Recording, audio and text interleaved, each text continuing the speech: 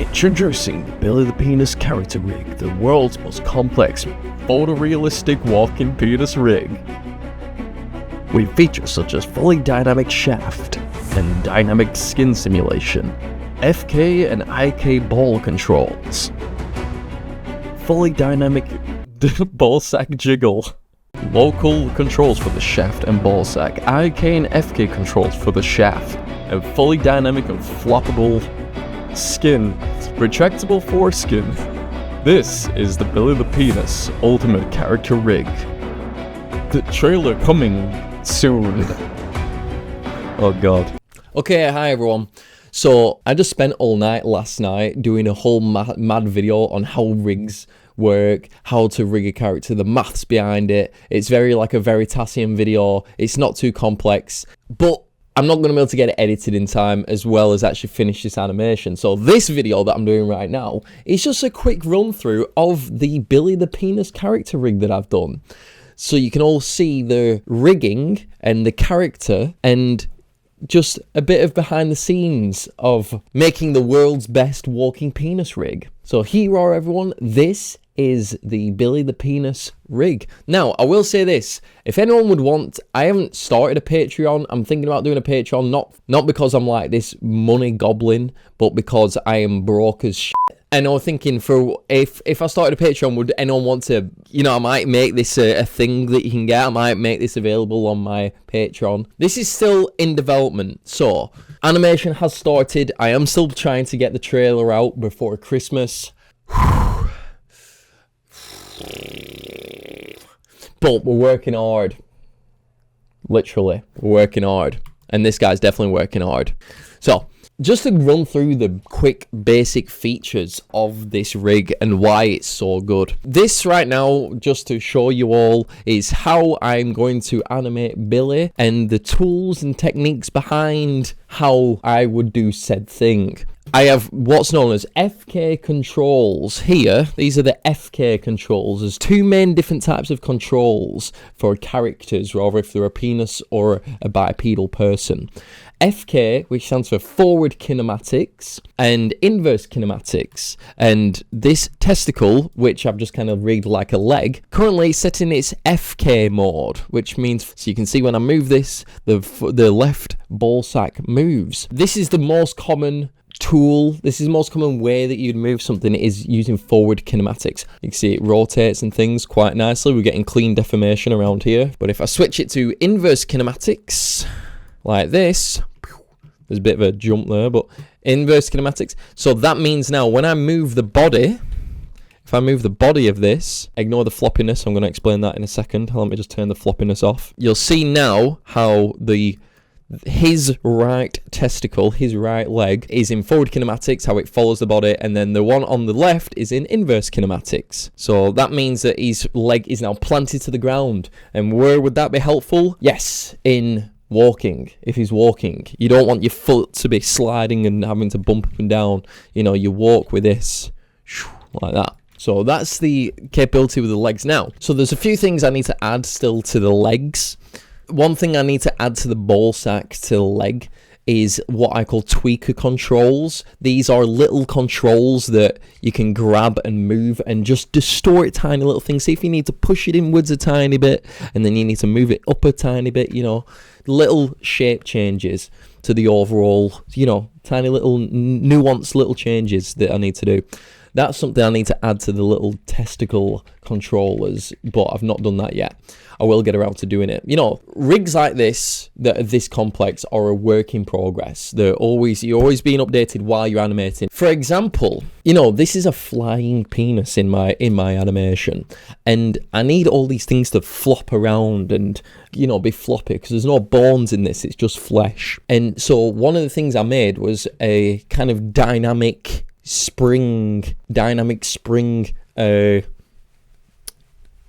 whatever this will be, you know, this action, just like floppy dynamic simulation action. So if you look here, I have this little switch that I've created. Can you see that ball dynamic switch, ball dyne? Now, dynamically, if I jiggle this, you see how the ball sack jiggles on its own. I can change the dampening and the stiffness. So if I change the stiffness to, we'll go 0.8. So 0.8, 0.8. Now you see when I jiggle it, it kind of reacts really quick. Now, if I turn my ball sack stiffness all the way down to 0.1, it might be really soft, like a whomp, whomp, whomp, whomp.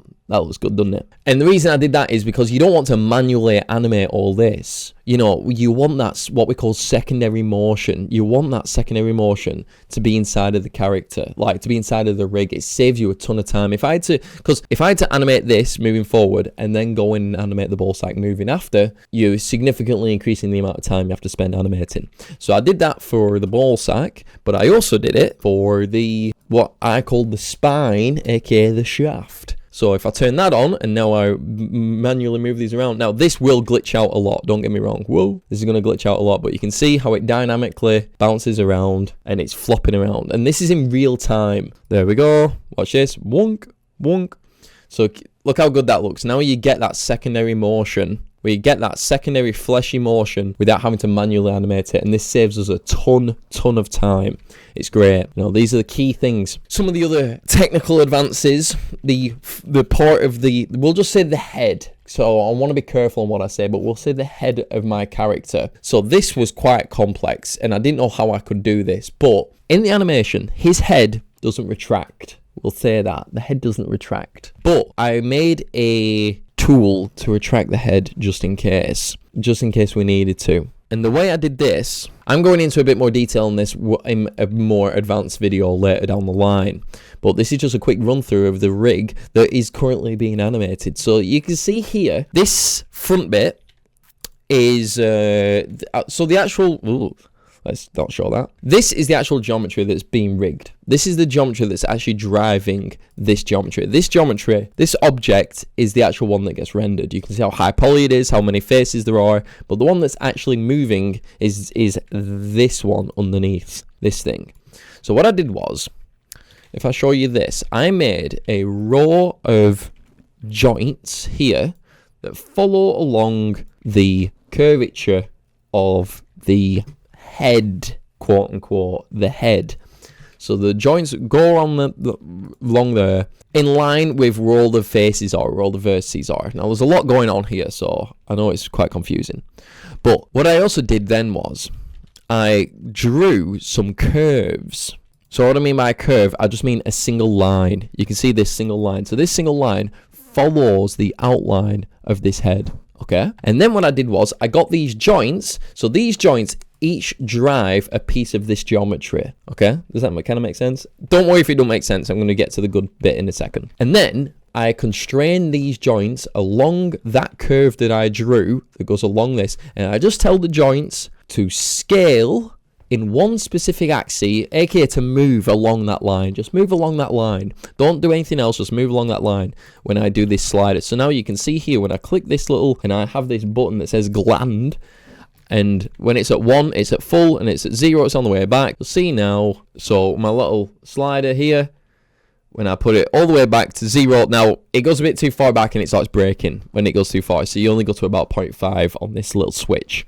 But 1 is all the way forward, 0 is all the way back. And the reason I've use these joints and not blend shapes is so you can get this kind of like unwrapping sliding effect. That's what we want. We don't want to use blend shapes because you can kind of see here, if I do it really slowly, can you see how it rolls?